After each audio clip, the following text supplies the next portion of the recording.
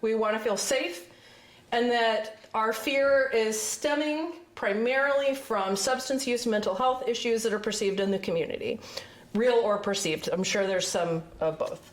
But so here we are. We have made it through the assessment phase. We're always listening. This is a fluid framework. We're going to always be listening and assessing, but we're sort of into the capacity building stage. So we are bringing in resources. We're identifying what resources are available to us, where the gaps are, and how we fix that. Do you want to skip to the next slide, Cal? Thank you. So for anyone that's curious, these are the numbers. So when we realized safety was the #1 issue, there were multiple top issues, but safety did come out as #1. We did opt to set aside housing and transportation because that's not really something that Hartford Community Coalition has a lot of pull in. This is somewhere that we can help. So when we asked, okay, what is it about safety? What specifically makes you feel unsafe? So concern for your physical safety while you are in the town of Hartford came in 28.6% of respondents. Safety of our youth, and this is at school, this is after school, this is on the way to school, 57.1, and 76.2% of respondents were worried about substance use in the area. So this is where we're focusing tonight. Not that the other issues aren't important, not that we don't care about them, but so that we can have a strong trajectory and make a difference and not be sort of trying to put out lots of fires everywhere. This is where we've landed. Do you want to... On the same note, Kelly's going to come up and talk a little bit about what our youth are saying. So Kelly is our programs director at Hartford Community Coalition, and she's very embedded in the schools. And she's going to talk to you a little bit about that program and what our youth are saying about feeling safe among some other issues in the community. So come on up, Kelly. I can stay right here too if you want to just advance my own slide. No, you're fine. Here we go. Right. If I had to stand up there, you do too. Here you go. Amy, is there going to be time for questions? There absolutely will be time for questions. I want Yes, to ma'am. question the last slide. Oh, yeah. Well, we can come back to that. I'll talk a little bit more about that. Yep. So Amy introduced me. My name's Kelly Clements. I'm the program director here at the Hartford Community Coalition. So I run a program called Getting to Why at the middle and high schools in partnership with the student assistance professionals there. Sue Olmstead is on the left and Jeanette Potter's on the right. So the basis of the program, which was started by Up for Learning out of Montpelier, is that students will receive their own youth risk behavior survey data. So that's a big kind of health-based survey that students across the country take every 2 years. So it was done in 2019, 2021, and they're about to take it again next month. I mean, I took it when I was in middle and high school. You fill out this long survey and then it just like goes away. You never see it again. So the program's pretty great because the students get their school level data back in their hands. It's compared to state level data, so they kind of see where their school is falling. And they are trained and empowered on how to analyze it, and they kind of pick out 3 things that they're really excited about, that their school is doing well, and then 3 things that they're concerned about. And then we have a little bit of money, my time, so we try to pick out a project to improve those statistics that they're worried about. So these students at the high school on the left, middle school on the right, went to Montpelier in November, and they learned how to analyze the data, kind of became the student leaders of the group, and then brought a little bit of information back to their peers. So fast forward to this data analysis retreat that we held for the middle school. We haven't done the high school one yet. We analyzed 2019 data because that is the most current data available, unfortunately.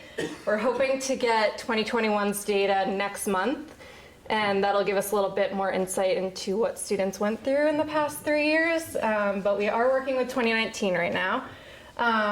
We had about 25 middle schoolers. We had a great time analyzing the data for strengths, concerns, picking out some facts from there. And the strengths that they identified were that almost all middle school students always wear a seatbelt. Only 5% of middle school students have ever tried flavored tobacco, and most students feel that their parents think it would be wrong to use cannabis or vapes. Next slide. So I broke these 3 concerns down slide by slide so you can see it a little bit more clearly. So the students are kind of having the same conversations that we're all having here tonight, and they have very similar concerns. 45% of the middle school students in 2019 were ever bullied on school property, and then the students broke it down by possible root causes and then some proposed action steps that we could work to improve. So I won't bore you by reading off of the slides, but the causes were like gender identity, LGBTQ status, disabilities, culture, mental health. The next was that about a quarter of the middle school students ever thought seriously about killing themselves, compared to 18% as the Vermont state average for middle school. Root causes again there were mental health, physical insecurities, home problems, substance use, bullying, and then some proposed action steps. And then the third one was about 12% of middle school students didn't go to school because they didn't feel safe at school or on the way. And again, that was about 4 years ago. So the causes that they identified there were like bullying, physical safety, things like that. So fast forward to last week, we had a community dialogue night at the middle school, and the students invited community leaders. Some of the people in this room were there. They invited their parents, school professionals. So we presented those facts to the people in that room, came up with a couple more solutions. I just had to share these slides about what the people that came were really wowed about. So they're all wowed about the amazing students, obviously, but they were a little surprised by the statistics, as I'm sure you probably are, surprised by percentages. Yeah, no surprises there. Next slide. And then there were a couple of things that we asked what people were still wondering about at the end. So that kind of brings us here. They were kind of wondering how we move forward, how can we improve safety, what will students do going forward, things like that. But you've got a worse picture of me up there. Lanny was there. Lanny was there. And then these are some of the solutions that the groups came up with as we move forward tonight, something you can think about. Yeah, I think we're good. All right, thanks. Happy to answer questions at the end. Can I grab that from you? Yeah. Thank you. All right. Well, thank you, Kelly. What she's doing in the schools is totally awesome. It's really neat to see the young kids talking about this same stuff. And we want to do this for the adults in the community. We also want to support those kids that we are handing this community off to. So as adults, we are looking to our first responders in the way that these middle school and high school students, when we say you're struggling with depression or you're not feeling safe or there's something going on that's too big for you, they're going to school administration, they're going to parents. We as adults are looking to our first responders most of the time. So based on the feedback that we've been getting through these conversations, I wanted to invite the faces of our departments here tonight. Unfortunately, our town social worker, Kelsey, was not able to make it. She had a schedule conflict come up at the end there. There is just one of her serving the town as a social worker. So as much as I wish that she could be here with us tonight, she's got other more important priorities than speaking to us in this room. So I am very, very so thankful to introduce to you. We have both chiefs from fire department and police department here. Many of you probably already know Chief Cooney. He's been here a little bit. However, you probably don't know Chief Sheldon, who has only been here about a week. So this is also a great opportunity to welcome him to Hartford, to the Upper Valley, if you weren't there to do so last night. So they're both going to come up and speak a little bit. Let's let them get through their presentation part of this. We do have plenty of time for questions, but just hang on to those until we reach that portion. So I guess without further ado, I think that we are starting with the fire department. So Chief Cooney is going to come up first. And this just clips right on. Okay. Slides going for you.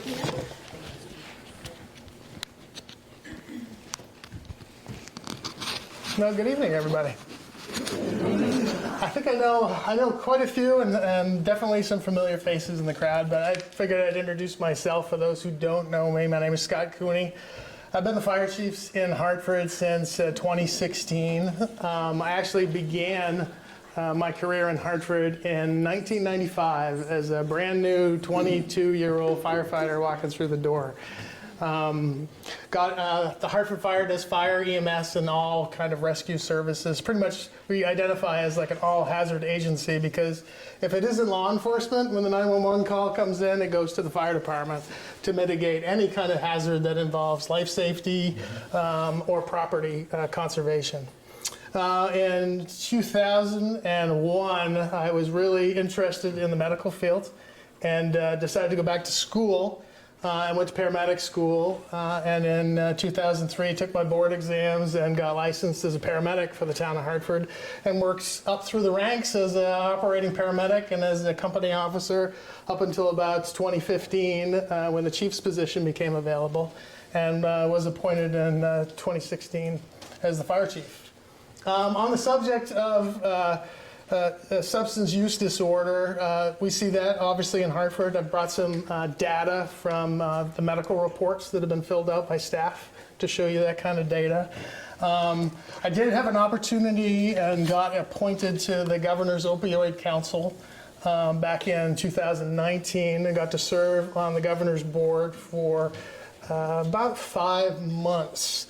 With lots of different partnerships, different agencies through state government, pretty much for the purpose of creating those connections and bonds to produce a white paper to submit to the governor's office to talk about broadening the state's approach towards dealing with substance use disorder and how to make those partnerships and connections. So we did complete that work in 2019 and submitted that, and they've now got, I forget the name of the new committee, but it's pretty much managing those programs throughout the state.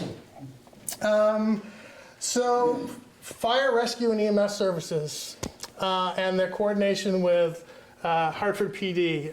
I figured I'd kind of walk you through, since we're talking about the subject of substance abuse, how we react to those calls. Because both fire and police agencies are reactive. We're designed to be that way. We train to be that way. We train to, at the drop of a hat, respond to an emergency and try to find a solution to whatever problem we're exposed to.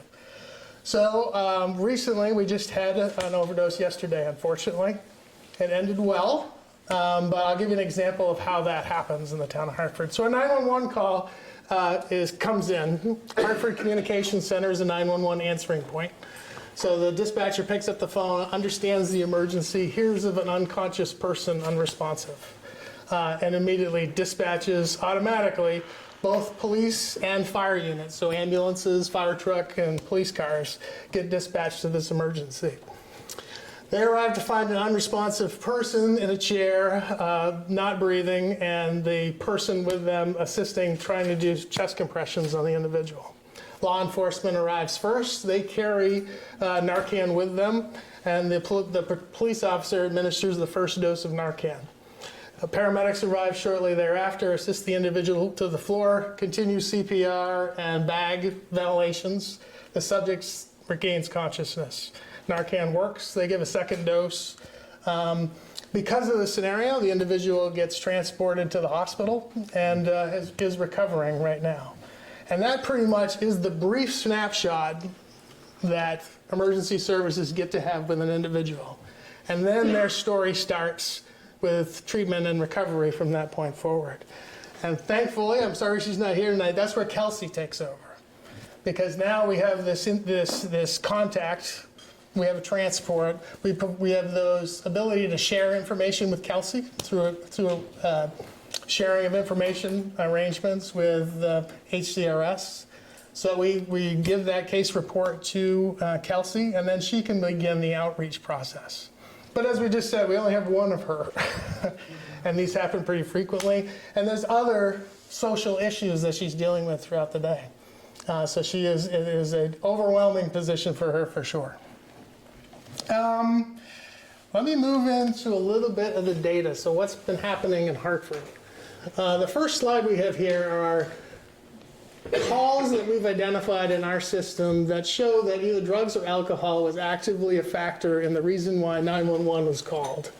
So 2018, the line's pretty steady. 2020, we're still up over 200. 2021 with COVID was probably a factor in that. We see a big leap in our responses, but we're still over the 250 mark, approaching 300 calls.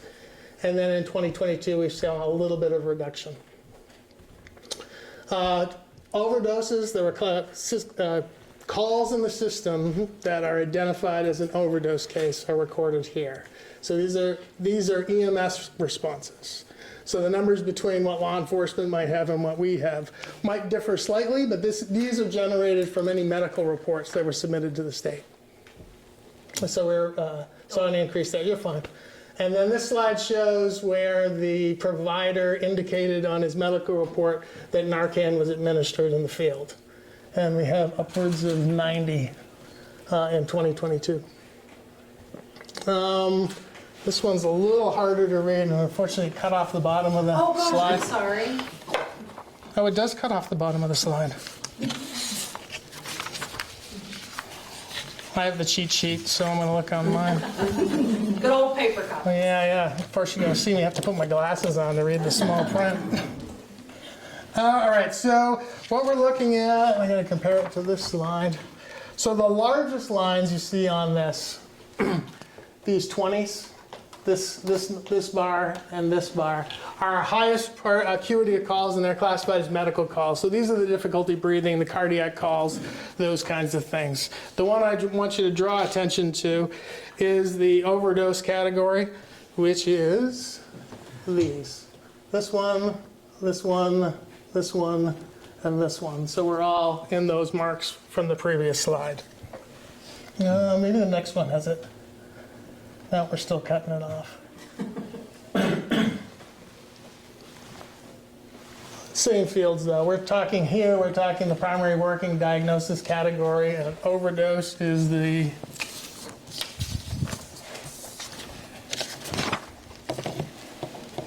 second to last. So this is this mark. These are the overdose categories. This is trauma. This is medical. So here, here, here, and here are all the overdose categories. Unfortunately, it's too bad that the slide's not, the narrative piece isn't in there. Let's see. Do you want me to? If you reduce the size and just show the slide, maybe? Let me see if I can. I'm not good at PowerPoint? these at all. Yeah, no, it's not on this one either. Huh. I'm sorry. Interesting. Okay. All right. So a little bit about the data. It is present here. It is not the overwhelming amount of incidents that we respond to, but it is on the list, and it is, I think it was 15% of the total volume. One program that the state did initiate, and we can switch to the other pack, is part of the funding, grant funding that was given to the state of Vermont, was this program to put drop-off kits in the field for EMS providers to carry. So these are on all our ambulances. It's provided through granting from the Vermont Department of Health. You can go to next slide.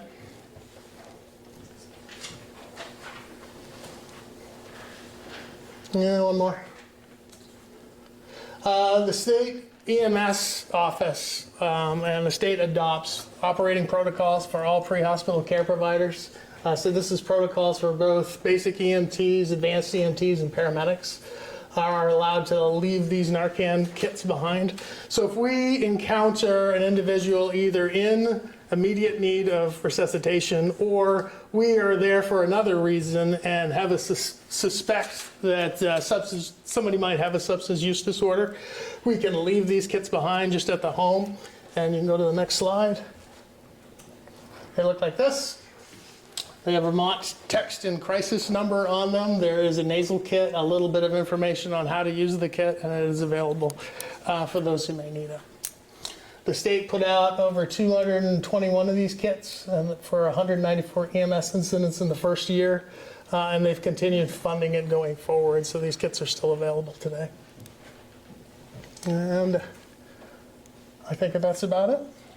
And real quick, for anyone that's interested, following the presentations tonight, Sarah Mikos, the doc here, is going to be offering training on how to use Narcan, and she'll have some to distribute if that's something that you want to carry on your person and be somebody that could use that in a situation. Okay.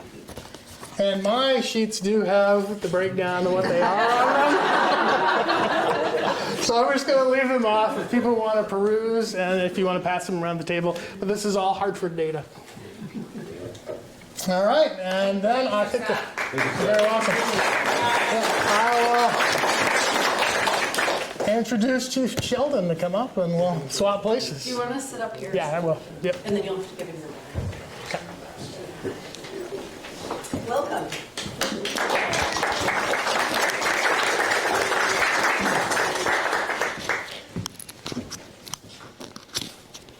How do I should have gone first. I don't have any slides to look at. You got to look at this. All right, so if you're awake later tonight, it's not the coffee, it's the image of this. All right, so if you sleepless night, remember me. My name is Greg Sheldon. I started my career in Hartford 10 days ago. I am this close to retiring. So, we're good at searches. yes, you've gotten better at it, haven't you? Practice. My background is Rutland City Police Department. Prior to that, back in the late 90s, I was a Bennington County Sheriff, just long enough to realize I wanted to be in law enforcement, but not a sheriff. But I came to Rutland. I spent all of my career in Rutland, almost 22 years, and in that time I ended up in Project Vision. Does anybody here know what Project Vision is? Outstanding. Not enough, but outstanding. I'm going to call my counterpart in Rutland and go, you need to get out more. Project Vision is our HCC, okay, our version of it. The collaboration was started back in 2013 by then Chief Baker and Commander Scott Tucker, who was the first executive director of Project Vision. Project Vision has grown to over 500 community members and businesses. It is huge, and it's a full-time job to manage it, and you don't really manage it, you kind of, like the orchestra leader, you kind of just coordinate and help people find what they need, okay? So, she holds up cue cards for me. So, what do I know about Hartford? 9 days worth. Really, tomorrow's my 10th day. So, what I do know from talking to the officers and everybody that's working at the station and some community members is the same problems are here as they are in Rutland, just maybe at a lesser level, right? You have 40 some odd square miles. What is it, 47 square miles? Rutland had 7. We are much more compact. But you have the same problems, maybe not as much. If we had 10 domestic violence calls in a week, you might have 2. Same problems, right? And they all require the same solutions. You're in Vermont, you have the same issues. So it's not a big leap here. So what I can tell you about Rutland is 85% of our call volume was non-criminal. Quality of life. Okay? Only 15% are crime or violent. A lot of that 15%, very small percentage is violent. There's a lot of media out there, kind of exaggerating the violence in our communities. It's not as bad as they all want us to think, right? They tell you a nice story, it doesn't grab your attention on the news like a bad story does. So when I had the data crime analyst, Victoria, run some information before coming over today, out of all of our drug calls in the last year or two, only 7% were violent. 7%. That's nothing. Okay? It's something. And it's something to work on, but it's not this huge, huge problem where we all have to be worried about what's going on. Be cautious, absolutely. But what I want to convey to you all is it's not a violent place. It's not a bad place, okay? If I can give you an example, storytelling is a great way to pass on things, right? It makes people remember it better. In Rutland, I was tasked by my commander at the time, when I was a sergeant in the outreach division, to come up with all 100 or 200 the top names of chaos creators within your community. Now, chaos isn't criminal. Can be, but it's typically not, right? So, but if someone is being loud and screaming in the middle of the night and wakes you up, it may not be criminal right away, it can lead to it, but it does bother you. It does affect your quality of life. So I partnered up with everybody in our community, all the different social workers, everybody. And when I narrowed it right down to it, Rutland had a pretty bad rap, right? Who here heard of Rutland and thinks I've heard how bad it can be over there, right? Oh, come on, don't lie, come on, I know. Okay? 16,400 people, 16,500 people by the census. 50 people were our biggest problems. I can promise you in Hartford it's less than that. Okay? So, when we all start thinking about how bad it is, then the people who are causing the chaos or committing the criminal acts or violence, they're winning. Okay? So we need some mindset change, right? Hartford's a good place. Who here heard of Rut Vegas? More hands go up. They're yours, I'm done. We were told by our chief at the time, Chief Baker, no more. Rut Vegas is derogatory. Who here thought that was a good term? Yeah, I didn't. So what I'm saying is, don't label yourself as a violent, unsafe. I saw the numbers. Don't label yourself as a violent, unhealthy, safe place to live. It is.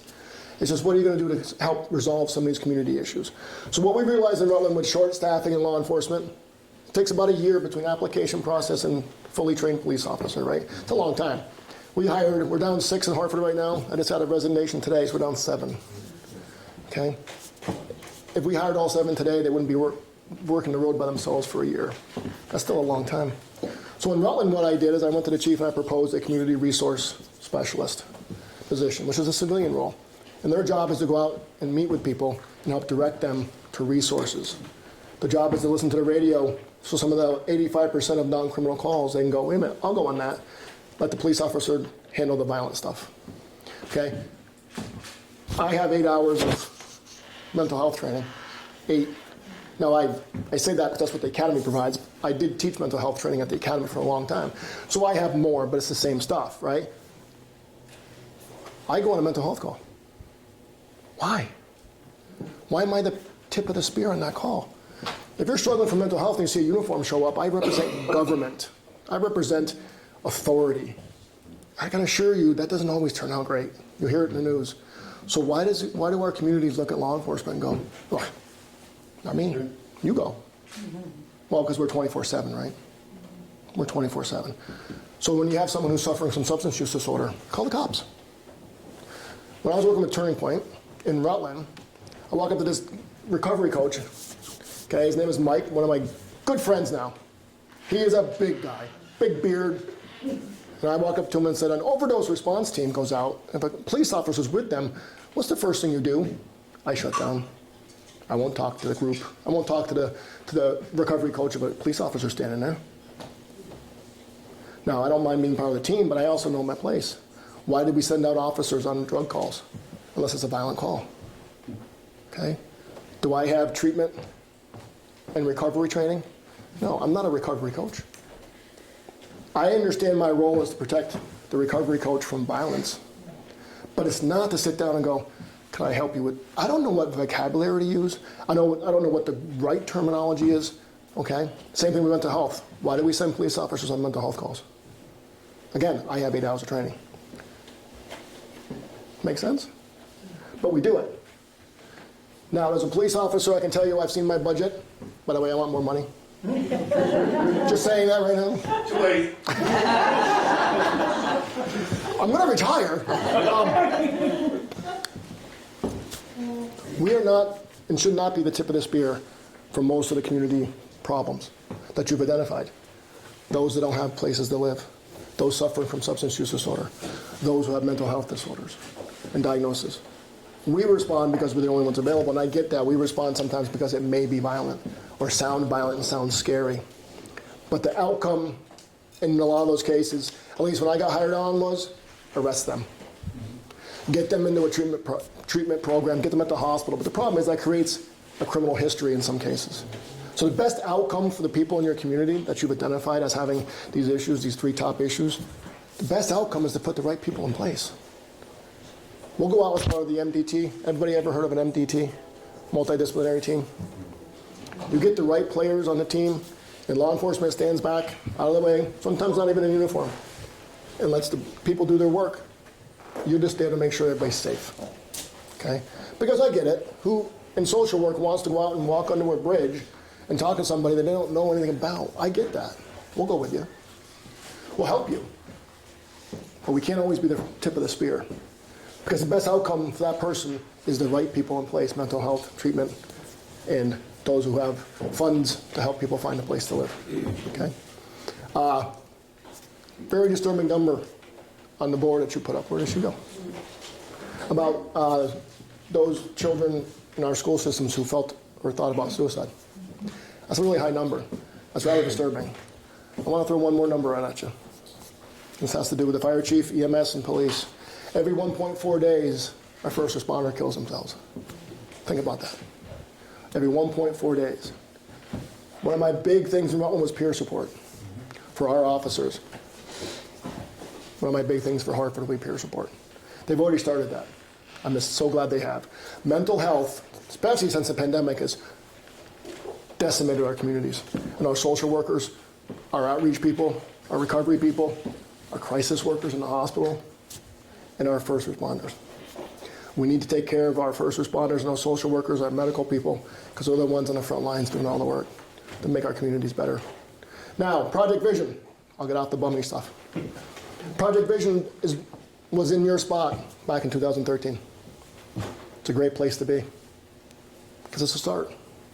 Okay? Project Vision since has revitalized or redone itself several times, reinvented itself several times since. Okay, so you have to. You have to keep fresh. Did you ever hear the old saying, today's peacock is tomorrow's feather duster? It's true in community service as well. So, what you're doing here is great. Keep it up, keep pushing forward. You'll be surprised at how well it goes when everybody comes to the table with no ego. I had these conversations with Project Vision members. We'd have a community meeting once a month and be 60 to 80 people at it. At lunchtime on a Thursday. If that doesn't tell you people want to get involved in their community, what does? We didn't provide food. We didn't even provide coffee most of the time. People showed up, they're hungry. They want to be part of the community. They want to be part of something that's productive, something that shows results. So that's the next step, right? You have identified some problem statements, you have some action steps, okay? But don't be afraid to sit down at the table and have a conversation and listen to somebody. And not just other social workers. Somebody should be at the table that represents the people you're trying to serve, the underserved population, okay? Sometimes that's forgotten, okay? When I talk to people and say, hey, I'm going to help you find a home, one guy looks at me and goes, who the hell are you and why do I want your help? Right? He goes, I like my tent. How dare you insinuate that I need a place to live, I have a place. So you have to be careful if you put your opinion, your judgment into your work like this, okay? Because some people don't want your help. They're very happy and content in their place, wherever they're living, okay? So please keep your egos aside when you're doing this work. Speaking from experience, when egos enter the room, good things leave, okay? So no egos. You should look for a win-win situation, not a win-lose situation. Anybody here a fan of Stephen Covey's 7 Habits of Highly Effective People? Okay? His son, Stephen Covey, also writes a book about trust. And that's what they talk about. It should be a win-win situation, not a win-lose. Okay? And if everybody's at the table with a win-win situation, everybody's going to stay at the table. And the last thing I'll leave you with is a good friend of mine. I met her through Project Vision. Her name is Pat Hunter.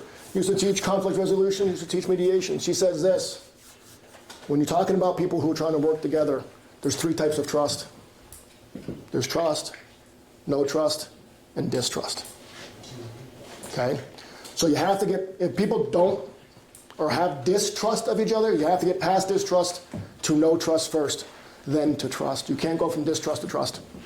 Okay? So when you're sitting in groups and you're trying to talk and work on things, remember, it's not about you. It's never about you. If you're here, you're not here because of you necessarily. You're here because you want to help people make your community better. So remember that. There are no egos.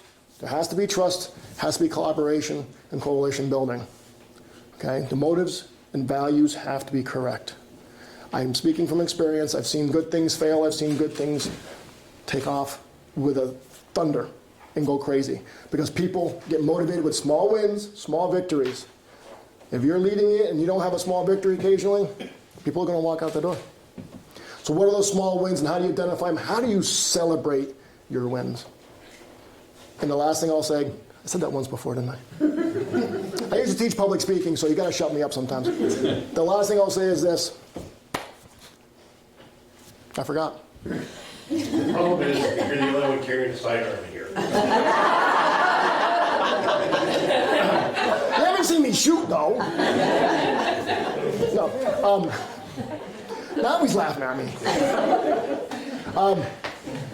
Again, I'm here. I'm willing to talk to people, help whatever I can for this collaboration and this collaborative, because it's really where the good work gets done. So thank you very much. If you have any questions for me, I'll be around. He'll be around longer. Hey, Chief, can I just...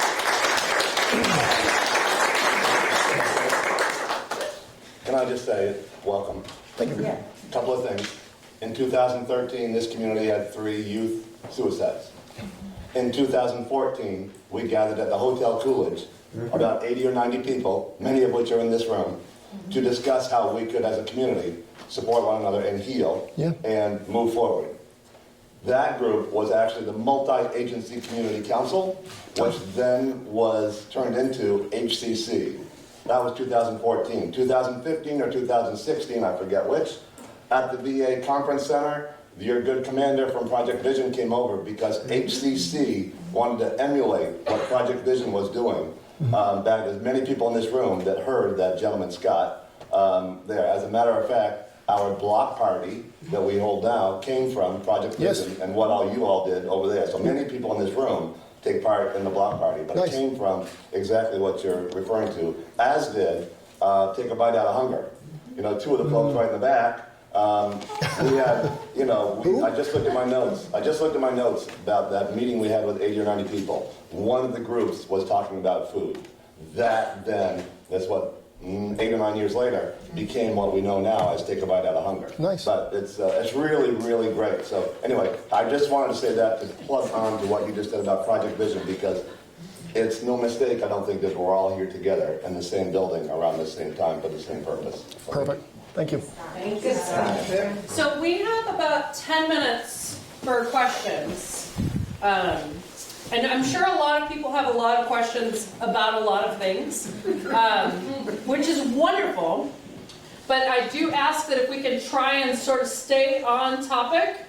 Again, we're going to try and stay focused on how do we improve the quality of life for Hartford residents when we are thinking about fostering a feeling of safety, especially around substance use, mental health. And so we'll have about 10 minutes for questions, and then we're going to break off into small groups and discuss some things at our tables. But if you have questions for the chiefs, now's the time for that. Go ahead.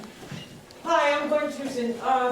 Right now, in the town of Hartford, we don't have a way, you know, if there's an active drug use episode going on, we don't really have a team that does not send an officer like you were talking about right now, do we?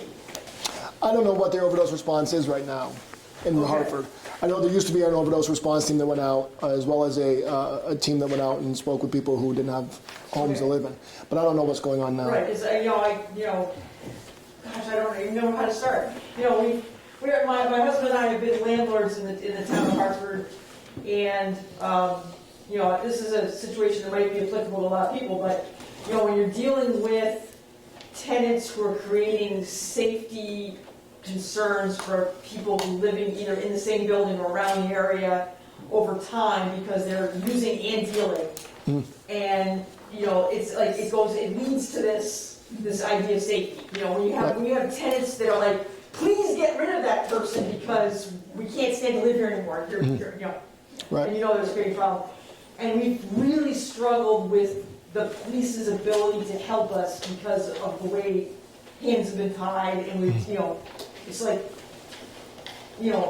what you were just describing as having social work, and what Wise is trying to do over in Lebanon, having their team go without an officer sounds perfect. Because you get someone who's using drugs. If they get arrested, I think Hartford police probably got to the point where they weren't even arresting the people because they would just sit in jail overnight and just get released, and there's no real way to, if they're not going to treatment, if they're not open to treatment, we just ended up with people that were stuck. And now we're looking at the state of Vermont potentially getting rid of a no-cause eviction. So if you're trying to evict the person in this case, we're looking at over a year of holding on to them because that's how long it's going to take to get them out of there for a non-no-cause eviction. So, how do we create safety here? How do we create put aside all the problems with the money, that's another whole problem, but that's not this forum. How do we create safety for this little micro community where all this activity is going on? Well, first, Does that kind of encapsulate what you were thinking? Okay. well, first, you have my sympathy for being a landlord. It's not easy in the state of Vermont, and I'll be honest with you. Having dealt with many landlord-tenant issues in 22 years, yes, it is not an easy place to be. Anybody here ever heard of National Network of Safe Communities? John Jay College out of Manhattan. National Network of Safe Communities. It's out of John Jay College in Manhattan. David Kennedy is the gentleman's name. He is he has amazing resources. And what we do sometimes with situations like yours, where you have a tenant building with multiple units and you have one of them being a drug or potential or assumed drug place or dealing or using, in most cases it's using more than selling. He has programs such as that we use in Rutland called custom notification, knock and talks, where I don't have any information for an arrest or a search warrant, but I knock on the door and I make it very personal with them. Hi, I'm Officer Sheldon, Rutland City Police Department. How are you today? Fine. This is where you participate, yes. It's a tough crowd. Anyway, I'll go over those. And I say, I got some information that you might be doing drugs in this house or selling drugs out of this house, a lot of traffic in and out. And the response is often like, oh no. Right? And I go, and of course the conversation ensues with the end result being, we know about it now. I suggest several things happen. Either you move or you stop. If you need assistance, here's what I can direct you to. Do you want some assistance? I can help you get drug treatment. I can help you get mental health treatment. I can direct you to the right people. So it's not just a threat of, I'm going to arrest you if you keep doing drugs. It's, we don't want it in our neighborhood anymore. We're not going to tolerate this anymore because you're affecting other people's quality of life. But I'm going to help you get the help you need if you want it. So they have a choice of getting help or leaving. Because here's what we know. We're not going to solve the drug problem. We're not going to win the war on drugs. But what we can do is push it out of our community. Okay? Now, Fairhaven, Vermont used to get mad at us and say, you're sending all your drug dealers to us. And when we looked in the yearbook, we went, no, we're sending them home. Okay? So, we know that. As harsh as that sounds, it sounds pretty petty, right? I'm going to give our problems to you. Really, we're not going to solve it. We're not going to arrest our way out of it. I mean, I wish we didn't have a need for any drug treatment, but we have that. We have these problems. The other thing we do is custom notification, okay, which is if someone is under arrest, has conditions of release, or has a restraining order on them, or something like that, some kind of court order, or is known to be doing something inappropriate, not necessarily drug-related, I would meet with them. I'd knock on the door and meet with them again. Same process. Hi, I'm Sergeant Sheldon, Rutland City Police Department. I understand you have conditions of release. It says you have a curfew. Are you in every night by 6 p.m.? Yes, I am. Okay, understand this. This face right here is the one that's going to arrest you. Please let me help you so you don't break the curfew. What do you want? What do you need? How's your housing problem? Do you have housing? Well, one guy said to me, I'm about to be evicted. That's going to make me use again. It's my trigger. Good, let's have a conversation. And his comment to me was, holy shit, a cop sitting at my table. Yes, I just wondered, did you have a police social worker in Rutland and the department you worked with? Yes, we had a crisis worker, a Rutland mental health crisis worker who responded to mental health calls with us. But was it part of the police? Yes, she wasn't working for us. She worked with us. She was embedded in our station, but she was paid for by Rutland Mental Health. Right. I'll give you an example. One day there was 3 calls. I was a sergeant upstairs. She worked for me. And in 3 hours, we handled 3 mental health calls. And the goal was to keep people out of the hospital and to prevent violence from happening. Not just violence to the community, but violence to the person. Because I show up on scene and you come at me with a knife, there's going to be a violent interaction, right? She talked to all 3 of them, and none of them went to the hospital. Okay? Can I ask how long she worked for you? She's been there since 2013. Thank you. I just to follow up what I was saying before, I think Rutland can probably relate to this. I think one of the things that makes it tough in Hartford is that when the problem moves down the road, it moves right over to one of our neighbors in New Hampshire, and it makes it complicated when they cross the border into another state. Because one of our tenants that we had the problem, they did just move to one of our neighbors right across the river. Mm-hmm. The other one, I'm not sure where she ended up, but, yeah, so, and that makes it tougher to because it's an Upper Valley problem, it's not a Hartford problem. And it makes it tougher to communicate and really,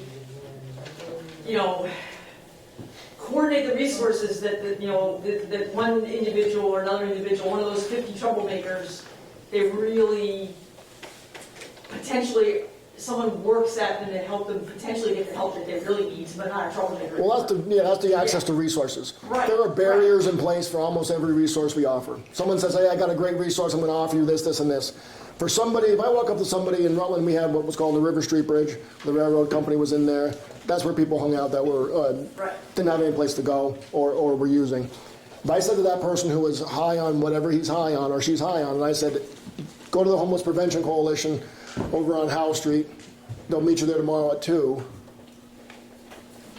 What does that mean? To them, it means absolutely nothing. I feel good about myself. I'm walking away. I helped somebody, right? Homeless prevention person sitting in their office going, where's my 2 o'clock? So barrier, transportation.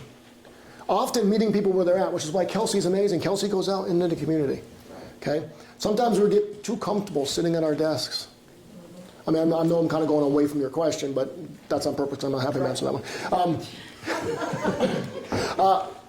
But that's the point, right? Barriers are in place for everything we do. So how do we reduce those barriers and what kind of resources can we get? Now, if you're having tenants with drug problems and you call me up or your neighbors call up and say we have one of the apartments next door is active with drug use, I don't know what's going on, blah, blah, blah. My first phone call would be to you. Okay? Because it's going to take me months to get in that house, if at all, to get a warrant. Okay?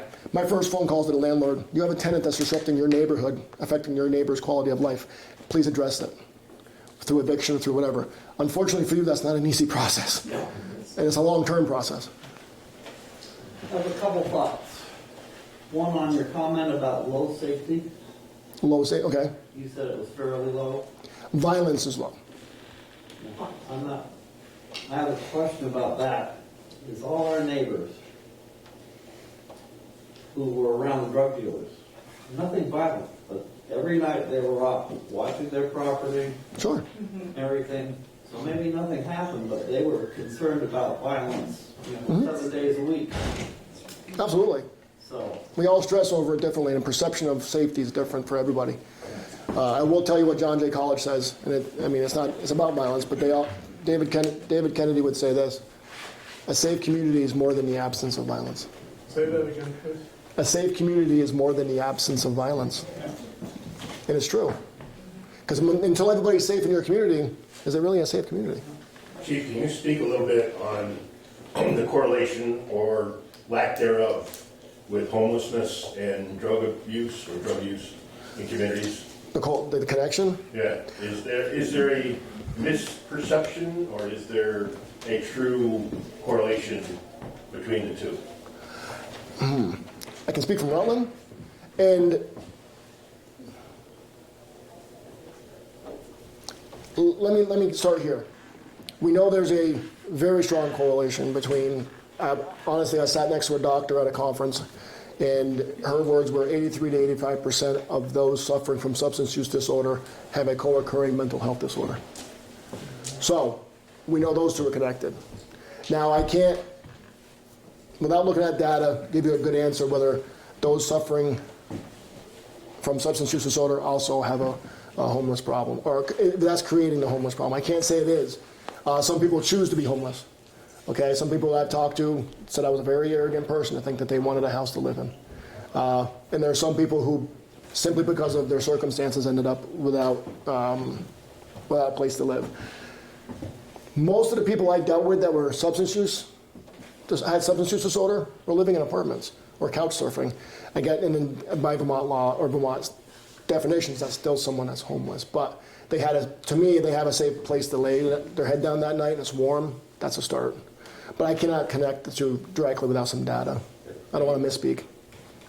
Let's take one more question and then we'll break into small groups.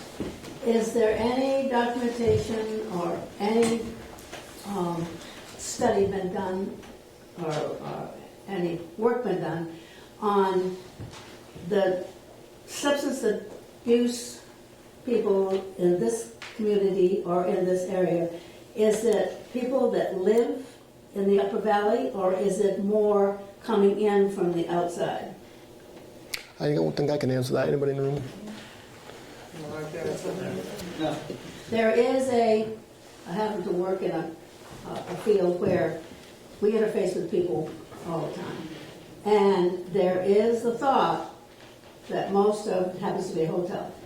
And it is the thought that we have a lot with just an incident today that people coming in for a room are in there for a reason, and they're local people. Mm-hmm.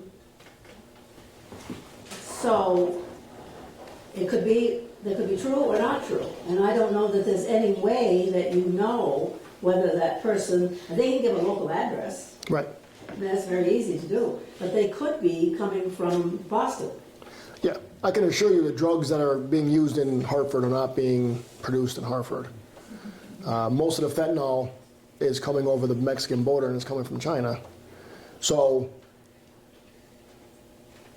what is happening in Rutland or happening in Hartford is not being produced here. You're not having anybody produce fentanyl or heroin here, obviously. So it's all being shipped in, if that's what you're saying. They come here and sell. So it's dealers. Oh, dealers come into our communities because we... Dealers come into our community and can turn... Yes, because we give them... because we give them a market, right? So that's where we need to beef up our treatment. We need to beef for substance use disorder. We need to beef up our treatment for mental health. People with mental health disorders sometimes, well, those in the room who are in that industry, they self-medicate. Okay. One other thing that leads, and it's a scary topic, and it's often misunderstood in law enforcement until the last couple of years. Well, when I say the last 5 to 10 years, it's really gotten more publicity, and the truth has been coming out. Is the thing you've got to worry about the most isn't someone who's someone who is using, because there's resources for them. Where we're lacking a lot of resources is human trafficking. Okay. Human trafficking. It is huge. So when we used to say, well, that girl's prostituting herself, it's not. Most of the time, the situation is where she's being fed just enough drugs to keep her from not being sick, and she has to perform. So that is what the scary part is. We've had some big cases in Rutland where that's gone federal. We've had 2 girls that I investigated end up in Massachusetts and hiding in the bathroom calling for help. That's a scary thought when you're sitting in Rutland City and you're calling Massachusetts and saying, somebody please go help our resident. They're in your hotel room. The other one stole the car and drove back hoping the drug dealer wouldn't follow her. So that's the scary part. That's what I think is the biggest concern for drug use, is if we can get, especially the girls, off of the drugs, they're not so apt to be a victim of human trafficking.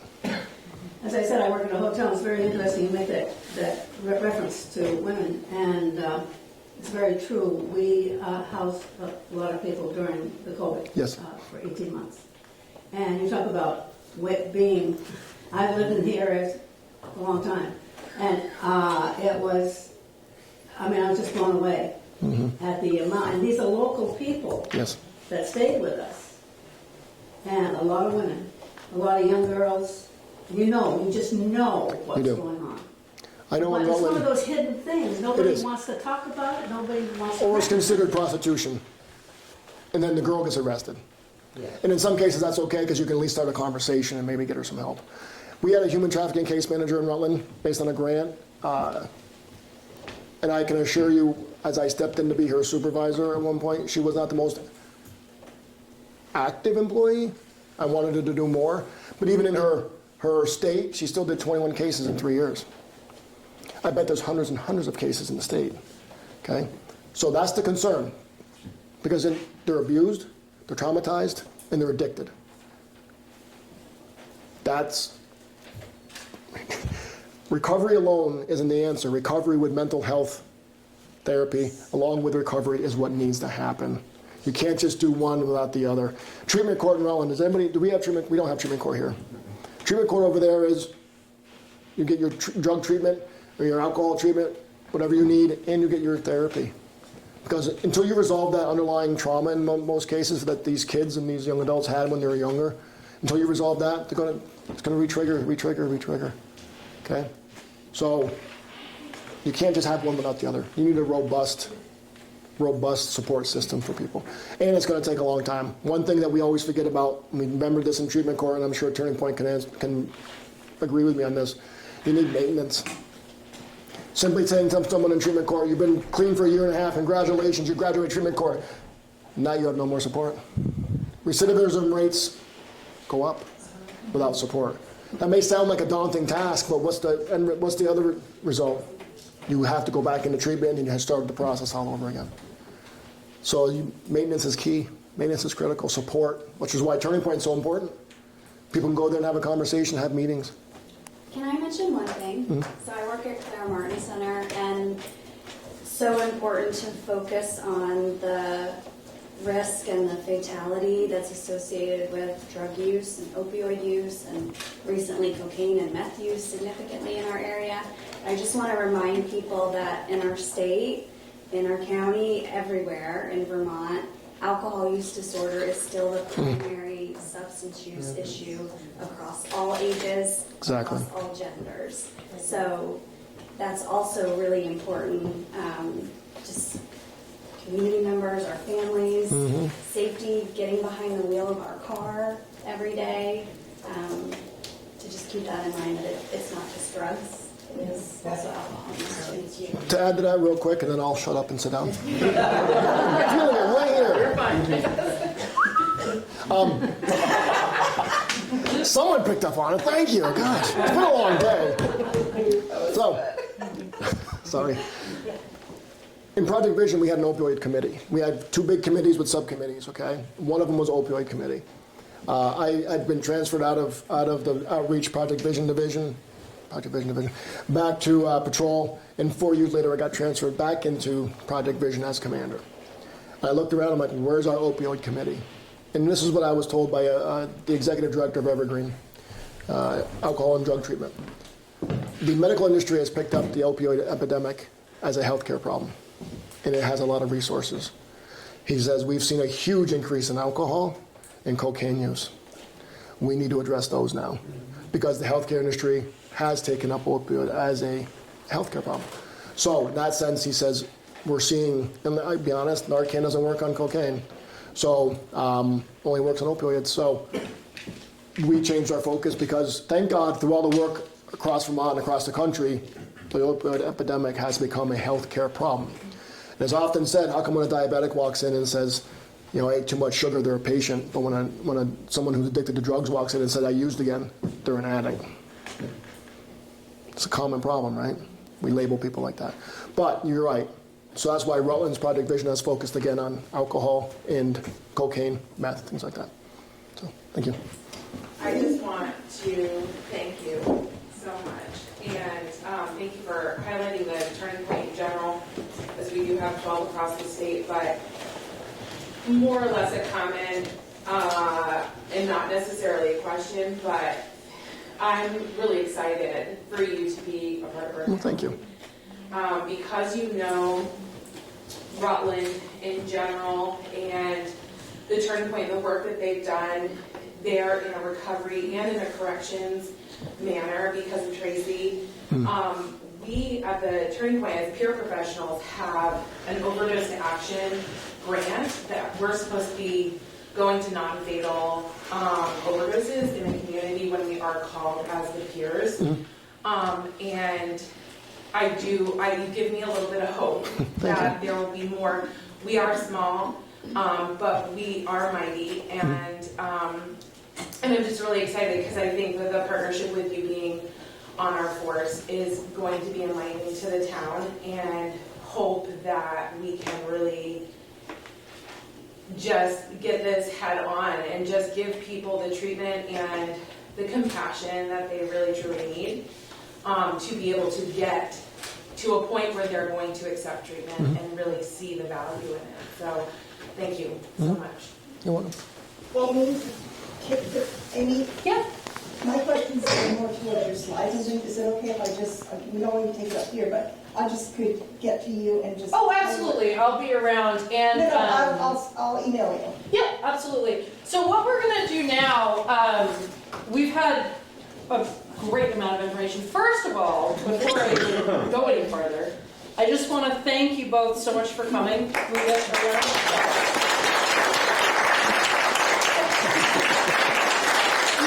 appreciate it. We're very, very lucky to have first responders that are willing to send their chiefs out to spend the night with us, answering questions, sharing this kind of information, and being involved with what we're doing, what we as a greater community are doing, and being a part of this tonight. So we are very lucky for that, and I'm thankful that they were here tonight. So, and I'm thankful for all of you for showing up tonight. Everything that we're doing is steered by your feedback. The reason that we've made it this far in these conversations, and like Scott was saying, HCC came around because of concerned community members and these kind of discussions or roundtables. So what I'd like to do tonight, if you've come to any of our previous community conversations, you'll be familiar with this. We've got some questions here for you. I'd like you to, if you're at a pretty full table, that's awesome. Some of these smaller tables, if you guys want to just join up, go over these questions. You can either write on your own papers, somebody can scribe for the group. I'd really like to get these papers back at the end of the night if you're willing to share those with me. That way I can collect all this data and it helps us to move in the direction that you want to go in. That's what we're here for. We're here for you guys. It's not just me sitting around thinking, what should we do for Hartford? Right? So we want your feedback. If you guys want to break off into some small groups, again, if you've got a full table, awesome. Some of you that are in like, threes and stuff could maybe come together with your neighbors. We're going to just take about 10 minutes because I want to be thoughtful with your time, and then I do have just one more thing to go over. And I'm sorry my slides have shrunk down. They did not hire me to be a tech person, so this is what you're going to get. Your questions are on your sheets of paper as well, but if you want to see them up here, what we're asking is your opinions on resources. What is your perception here? If you're experiencing or observing some kind of a crisis going on, it's mental health, it's substance use, it's something else, who are you reaching out to? Who are those resources? And how can we increase awareness of what resources are available in the Upper Valley besides just 911 or 211? And then beyond that, I want to ask who you guys would like to see at the table for these upcoming conversations. Who needs to be a part of this? Do we need to speak with providers next? Is it treatment providers that you want to hear from? Is it someone else?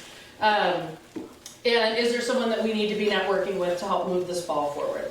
So let's break off into some smaller groups. If you don't have a sheet and you want one, we do have more over here. You can just raise your hand and we'll make sure to get one to you.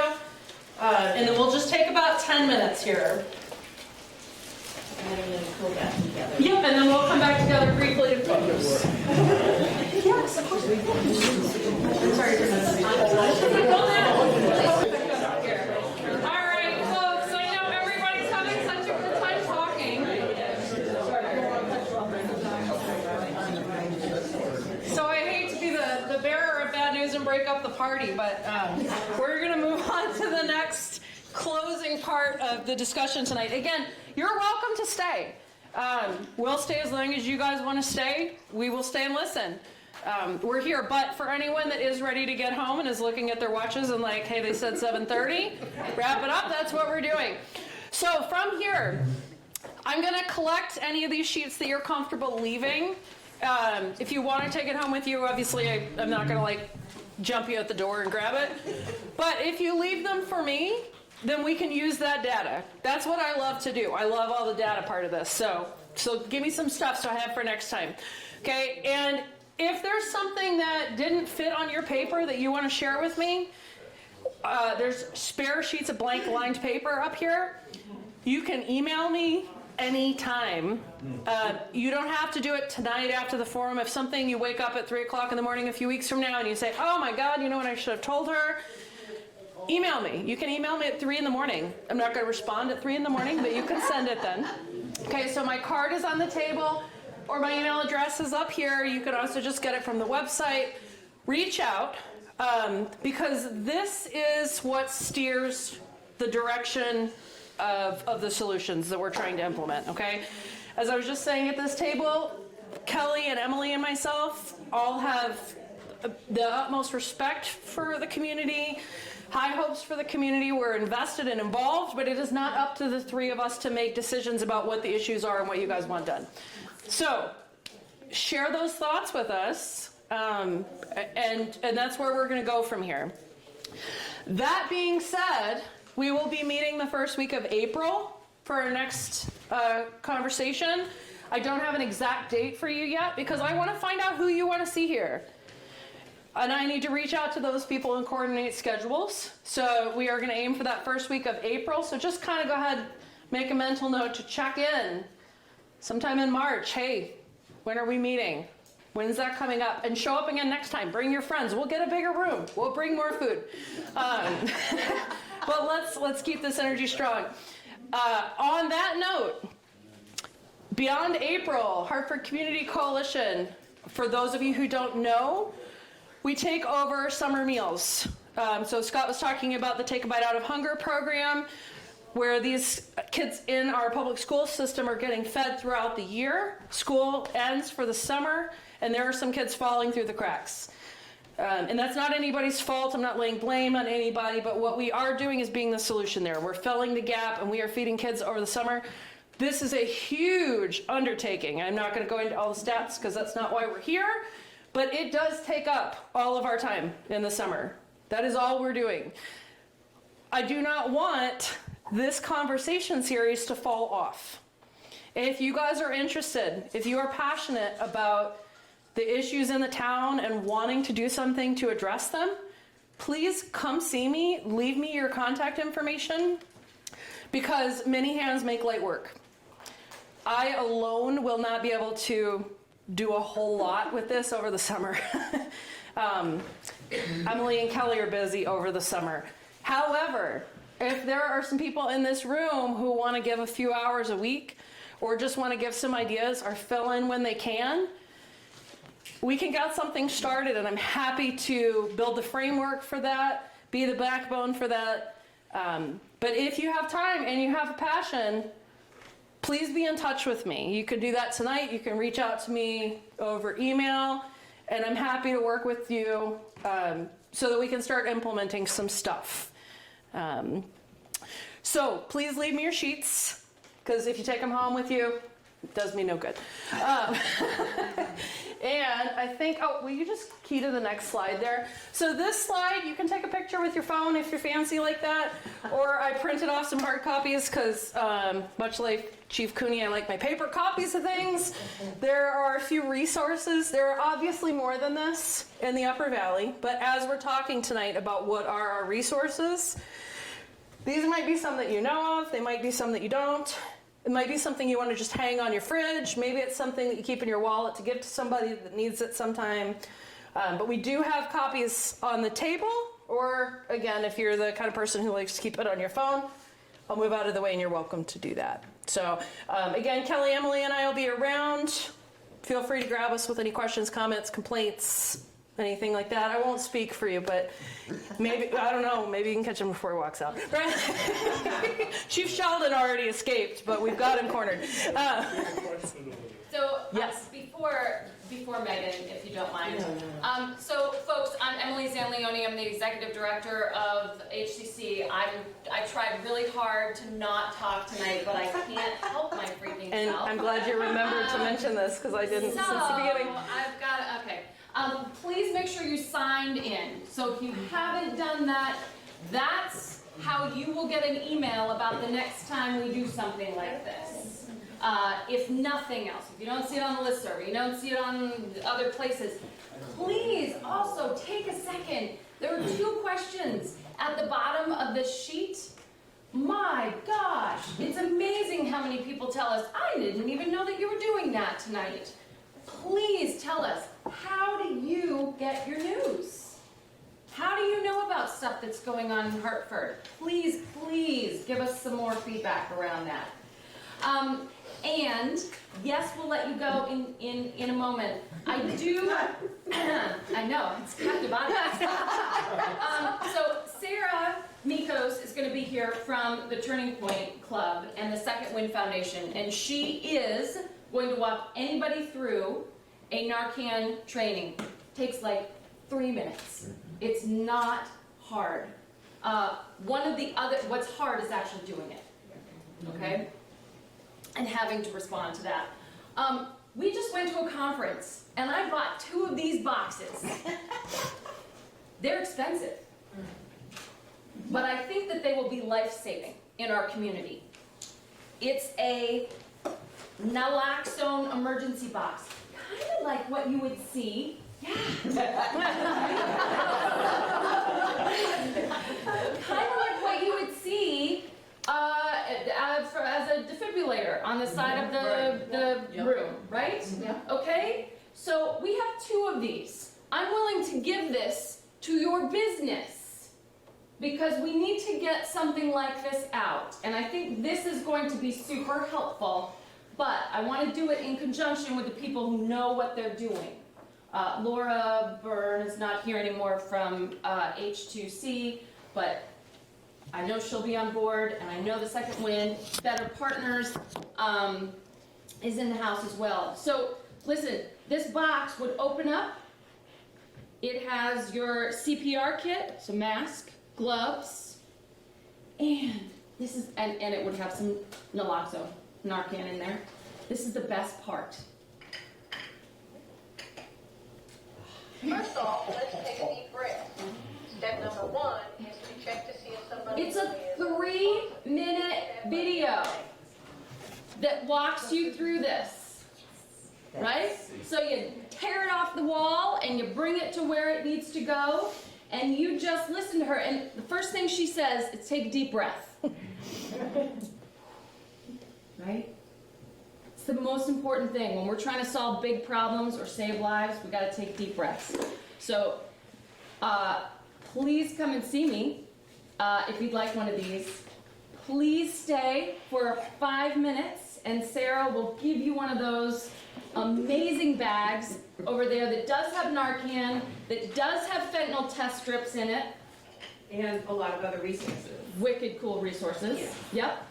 Yep. And also want you to be able to go if you need to leave. We all have families and lives, so thank you for that.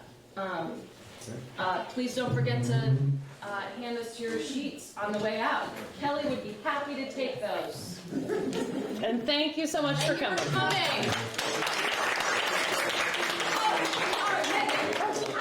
Yes, just wait 2 minutes. I just want to tell you about a local resource that is throughout Windsor County, but also I'm here at Hartford. Windsor County Mentors is an organization that's been around almost 50 years. And it was started almost 50 years ago by a judge and a lawyer who got really sick of seeing kids come into the criminal justice system. Over the years, we've moved down from the teenagers and kids who are already in trouble to kids who aren't in trouble yet but might be headed in trouble. We have mentors waiting to be matched. We're having a little trouble getting the schools to refer kids because they are so overwhelmed. But our mentors are trained, they're background checked. It's a really safe program. We have both school programs where you meet the kids just at school, and then we have community-based programs. The commitment is for a year. It's so amazing what mentors can do for kids. As a former guidance counselor, I would have teachers say, "What's up with Johnny? He hasn't had a late homework for a week. He's always in school." That kid had a mentor. It makes a huge difference. And having come back from Washington, D.C. for a mentoring summit a couple of weeks ago, there were so many really wonderful quotes, and one of them is, "You don't have to be perfect, you just have to be present." And one caring adult who pays attention to a child is going to make a difference in their lives. So please spread the word about our organization and mentor every kid you see in your path, whether it's the grocery store guy or girl boxing your groceries.